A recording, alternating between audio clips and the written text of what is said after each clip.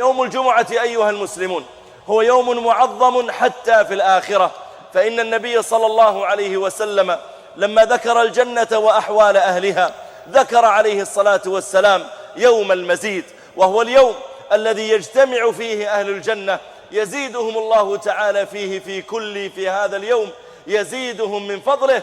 وهذا اليوم هو يوم الجمعة، يجتمعون فيه وينظرون إلى ربنا جل وعلا ويزيدهم في كل جمعة من فضله. هذا اليوم بين النبي صلى الله عليه وسلم فضله فقال: إن من خير أيامكم يوم الجمعة. وفي رواية قال: خير يوم طلعت فيه الشمس يوم الجمعة. ثم ذكر فضائله، قال: فيه خلق آدم، وفيه أدخل إلى الجنة، وفيه أخرج منها، يعني أهبط إلى الأرض، فعمارة الأرض بالبشر بدأت في يوم الجمعة.